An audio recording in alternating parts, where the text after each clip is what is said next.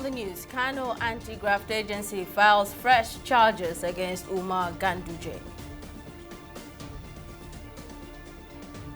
Tinubu launches National Single Window Project to enhance revenue and ease of doing business. And UNICEF releases report on Chibok girls' abduction.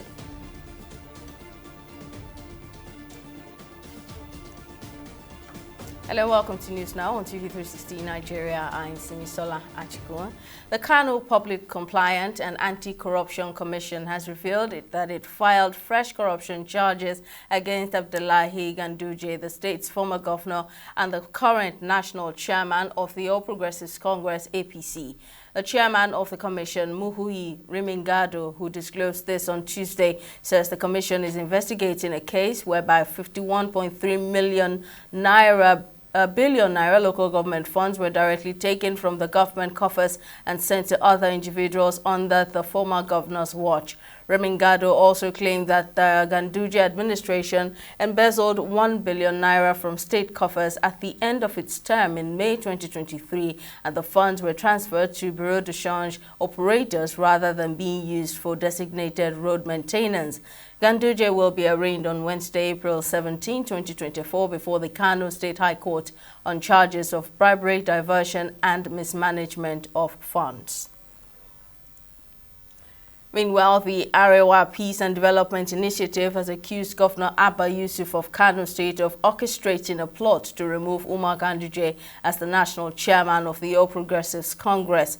The group also alleged that Yusuf diverted public funds to sponsor protests against Ganduje to tarnish his image and possibly prompt his removal by President Bola Tinubu. The convener of the group, Yakubu Dauda, made this known at a press conference on Tuesday, where he also urged the APC to investigate and prosecute those involved in the purported suspension of Ganduje. The group further raised an alarm over a looming crisis in Kano State and the entire north over Governor Yusuf's perceived political vendetta and witch hunt of his predecessor.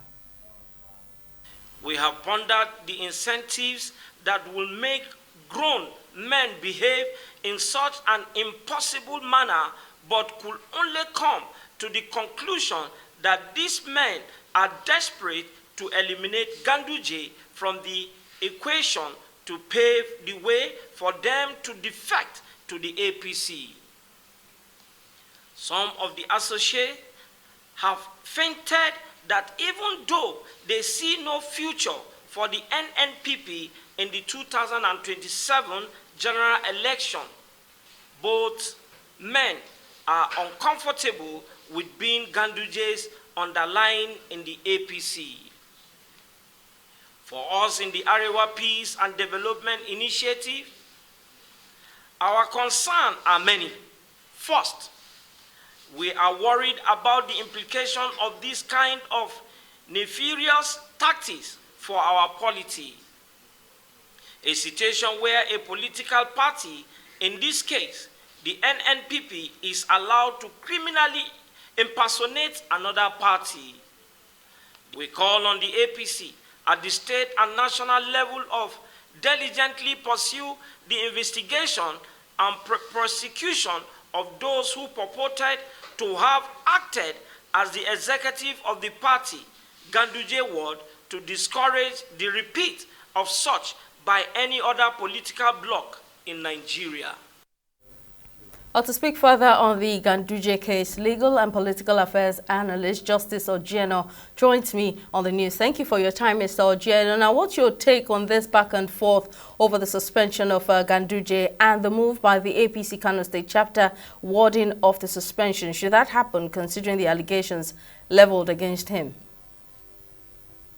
Okay, for me, I just think that it's some of the norms of democracy. The only time when you don't see intrigue is when politics is dead. For example, in a firm dictatorship, and in most democracies, you will see that you see some facts that are stranger than fiction.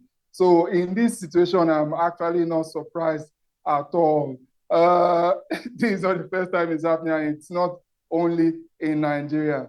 You will always see this kind of very, very, maybe I should make bold to say, shameful acts by people at the ward level, because it's possible that they have been bought off, because we know that usually these political parties, Constitution, PDP, APC, they usually say when it comes to the national chairman level, suspending him, removing him, it has to be a national working committee decision. So when you see what executives doing it at this level and in this manner, it's possible to suspect that maybe some water have passed under the bridge, some palms potentially have been greased. But again, the allegations against the chairman of the APC is criminal in nature. And as it said, it's still an allegation until it is proven. And again, the standard is even beyond reasonable doubt. That's when anybody should be able to act on it, especially at the world level. So I feel that the world doesn't really have the power or the right or the moral authority to actually carry out this act, if not that they are fifth columnists that found themselves amongst the world executives. And I feel that it is not untoward for the world executives to have received their own reprisal attack from the local government executives and the imprimatur of the chairman of the state executives in this situation. Right now, so there have been others like Adams Oshiomhole, Uche Secondus, and Iyorchia Ayu who have lost their seats in this manner. Do you see that happening to Ganduje as well? Okay, for me, it's a hard one for me. It's not easy for me to say yes or to say no, because when it also happened against the people you just mentioned now, we found it as preposterous. We found it as practically laughable and impossible. But it was this snowball that gradually built up enough force to now eventually result in their removal from the high seats. So it's going to be very, very hard for me to say maybe that's not what's at play here. Maybe they've had the plot, and the first finger is stage 1 cancer, and if it is not killed and killed to its roots, maybe that will eventually be what will be the fate of the APC chairman in this situation. But I hope and pray, because we know the pulse of the president. When he chooses anybody for any office, to a large extent, it goes a long way to ensure that it defends them and it defends their stay in that office. I don't know whether to even pray that that's the situation in this case, because to me, as far as I'm concerned, no politician should be at sleep. No politician should go to sleep. They should be made to be on their toes perpetually. Anyone that does any wrong should be punished, including if it's a crime, they should be punished. Even political parties too, opposition should also put the other parties too on their toes. So I don't pray, I don't want any politician to be at full peace, because when they are at full peace and there is no competition and there is no rivalry, the customer, which is the people, bear the brunt of it, will take the short end of the stick. We keenly monitor the situation as it unfolds. Legal and political affairs analyst Justice Ojieno, thank you very much for lending your thoughts. Moving on, the United Nations Children's Fund, UNICEF, has said that only 37% of schools across 10 states in Nigeria have early warning systems in place to identify threats linked to school attacks. UNICEF disclosed this in its report, which underlines the 10th anniversary of the mass Chibok adoptions in the Northeast, which drew global attention to the vulnerabilities children face in conflict zones, particularly regarding their rights to education. Our correspondent, Emeka Amako, files in this report from Abuja. Nigeria's achievements in advancing education have remained threatened by protracted conflict and growing hostilities, mostly in the northern part of the country, which has continually fueled school attacks resulting in abductions and the attendant killing of children. 10 years after the kidnap of 276 female teenage students by the Islamic terrorist group Boko Haram from the government girls' secondary school at the town of Chibok in Borno State, not much has changed, as over 90 girls are still unaccounted for. This has necessitated this report released by UNICEF assessing the safety of schools and school premises in Nigeria. Since the mass kidnapping of the Chibok girls, there has been at least 27 episodes of mass kidnappings of students from their schools across the country, with well over 1,863 students abducted. Many schools are ill-prepared to handle the increasing risk posed by violence, conflict, and climate change. The current infrastructure and safety procedures are not enough, and current training efforts are not yet broad enough to protect children from all forms of violence. Protecting students, teachers, schools, universities and other tertiary educations from attack during times of instability and crisis, finding ways for education to continue and deterring military use of schools as bases are all essential, and they need to be backed up by concrete measures, as we've just heard outlined by UNICEF. The report captures a broadly low and static implementation of the minimum standard for safe schools, with merely 9 out of the 21 standards met.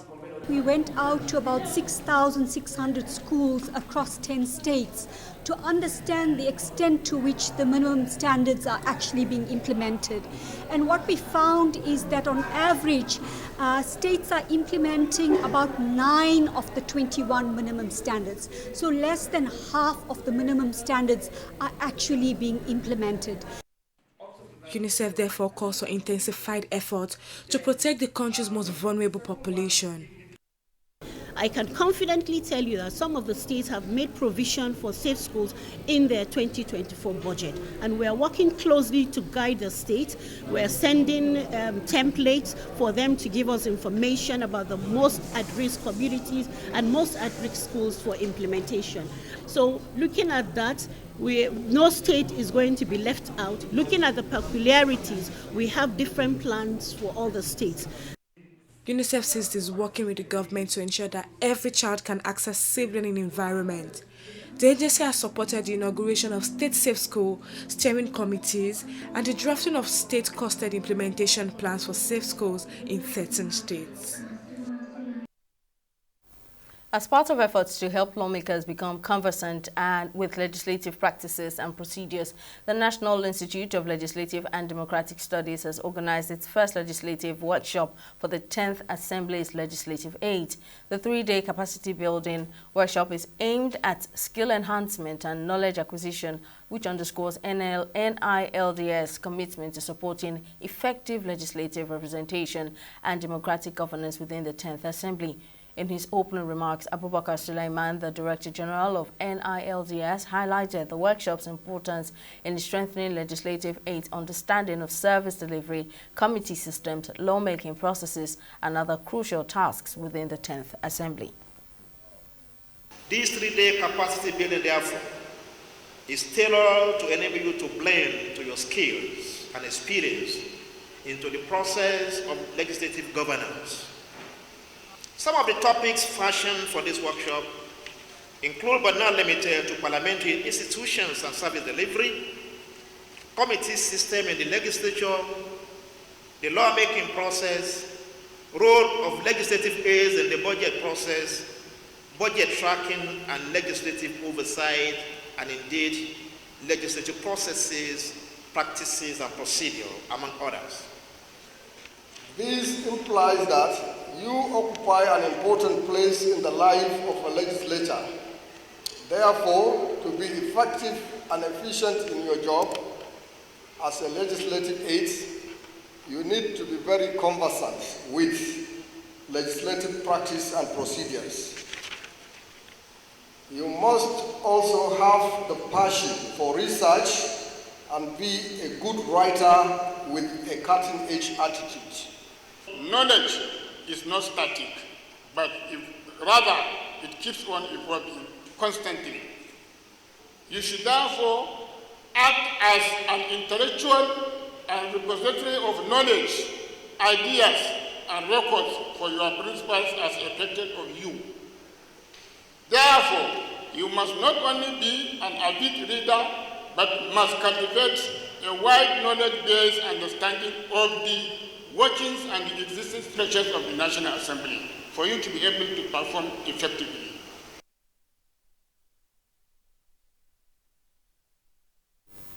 We'll take a break here, but still to come, Liberia's Senate votes to establish War Crimes Court. We'll have details of the story when we return.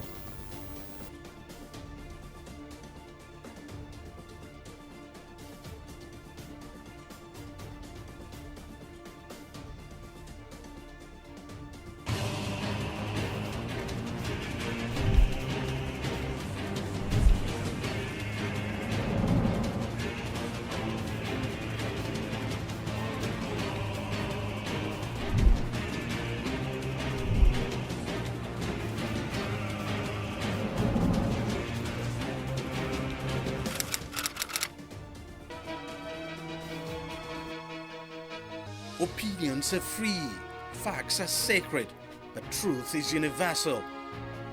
How, in practical terms, can we, for instance, de-escalate the tension? President must see himself as the President of the Federal Republic. We know where the enemy is. 3 places, the Lake Chad Basin, the border area between Nigeria and Cameroon, and then the Sambisa Forest. On Digi 360, we give you a complete dose of everything. Opinion, facts, and undiluted truth. I hardly believe what politicians are saying in this part of the world. A new Nigeria is possible, a future is possible. We delve into the issues, dissect it so that you can understand it, and use it to take action. I don't think there's any need for any governor to look for grant for ranching. Digi 360, dissecting the issues.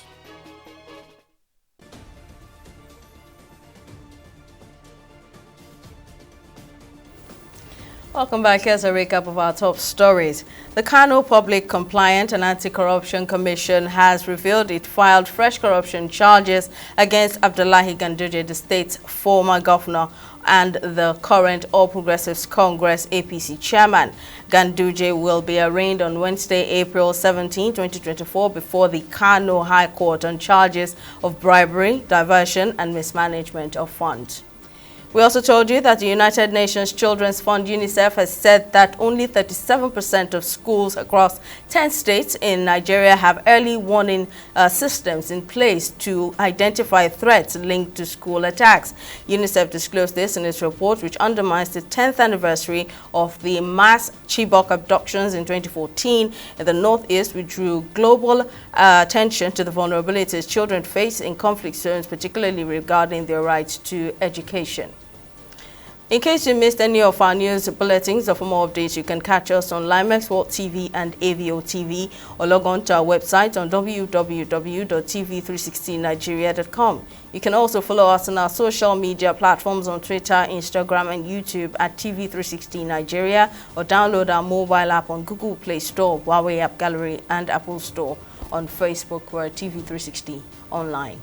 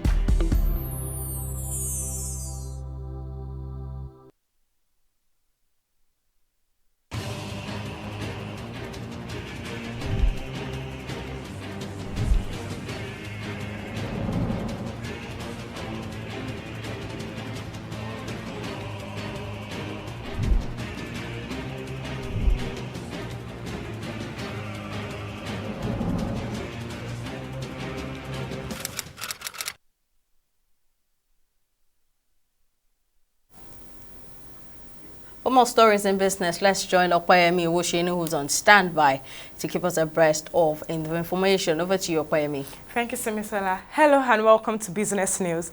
President Bola Tinubu has launched the National Single Window Project, a policy aimed at enhancing the economy. The president launched the policy at the council chambers in Aso Villa, Abuja on Tuesday and considers the move as a bold statement of Nigeria's commitment to progress, prosperity and the well-being of its citizens. Tinubu says the initiative will connect the port, government agencies and key stakeholders, creating a seamless and efficient system that will facilitate trade in the country. For far too long, our economic growth has been hindered by the complexities and inefficiencies in our trade processes. Today, we say there should be no more. The National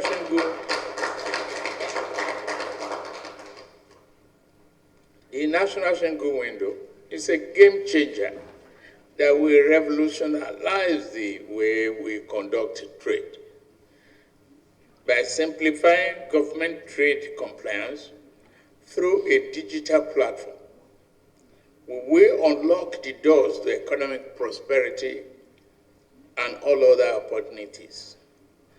This initiative will link our ports, government agencies, and key stakeholders, creating a seamless and efficient system that will facilitate trade like never before. Imagine a Nigeria where business can save time and resources.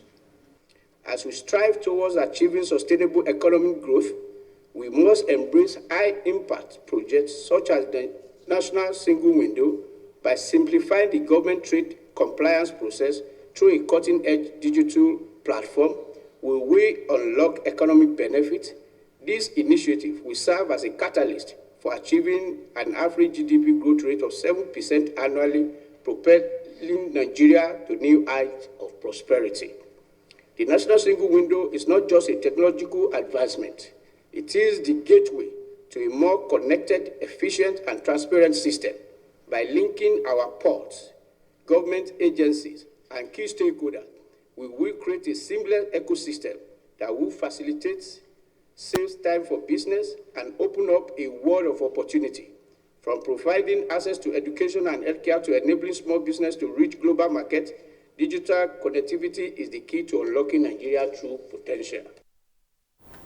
Still on business, the Federal Ministry of Finance has launched the Incentive Monitoring and Evaluation Platform, a state-of-the-art electronic system designed to enhance the oversight of tax expenditures associated with import duty exception certificates. The Minister of Finance and Coordinating Minister of the Economy, Wale Edun, announced the launch in a statement on Monday. According to the Minister, the IMEP is part of a broader strategy to reduce tax expenditures and ensure that fiscal policies are effectively contributing to the country's economic growth. We'll go on a short break and be back with stock market reports.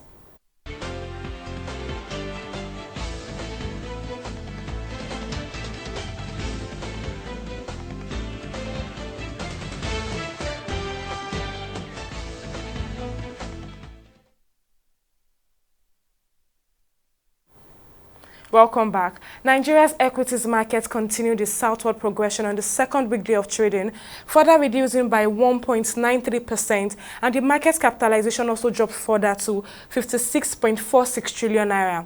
Now, the market bet also ended on a negative note as 7 stocks advanced and 52 stocks declined in the process.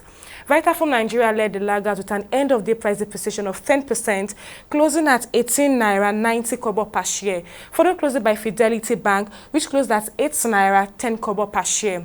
Now, at the end of today's trading session on the Nigerian Stock Exchange, a total of 403 million volumes of shares were exchanged in 10,170 deals, corresponding to a market value of over 8 billion were traded. Now, it's way to our Select Global Stocks to see how they are doing on the second weekday of trading. Well, it's a similar case as well for our Select Global Stock, as you can see from the screen behind me, as the UK FTSE and Japan's Nikkei maintained the southward progression and ended in the bears, with the UK FTSE at 1.82% and Japan's Nikkei at 1.94%. Reverse is the case, however, for the US Dow Jones, as it maintained a northward position and ended in the bulls at 0.40%. Well, that's it on both business and stock market reports. Back to you, Simisola, for the rest of the news. Thank you very much, Okwayemi. And on the foreign scene, senators in Liberia have voted overwhelmingly to establish a war crimes court 2 decades after the civil conflict ended in the West African country. The new court will investigate and try crimes against humanity and corruption committed during Liberia's 2 civil wars, which ran from 1989 to 1997 and the second from 1999 to 2003, which killed up to 250,000 people. No one has been tried in Liberia for crimes committed during both civil wars. The executive director of the Liberia Massacre Survivors Association, Peterson Sonia, says establishing the court will help justice in Liberia and address the culture of impunity which has become widespread in the country. And in Denmark, a fire has ripped through Copenhagen's old stock exchange, one of the Danish capital's most famous landmarks, engulfing its spire, which collapsed in a scene reminiscent of the 2019 blaze of Paris Notre Dame Cathedral. A video showed the flaming spire breaking in half as it tumbled down, sending a large part crashing to the ground next to a fire truck on Tuesday. Emergency services and employers from the Danish Chamber of Commerce, including its CEO, Brian Michelsen, and even passers-by were seen carrying large paintings away from the buildings in a race to save historic artifacts from the flames. And on sports, the 2024 Federation Cup draw is set to hold in Abuja on Thursday, April 18, 2024, following the completion of the State Federation Cup finals last weekend, with Rivers United claiming a 2-0 win over Afrima. According to the acting director of competitions, Ruth David, the draw ceremony will hold at the Nigeria Football Federation office in Abuja. The National Federation Cup is expected to be played on a knockout basis. Bendel Insurance is currently the defending champion of the competition. Still on sports, Barcelona have turned down a lucrative €60 million bid from an undisclosed Premier League outfit for their converted forward, Rafinha.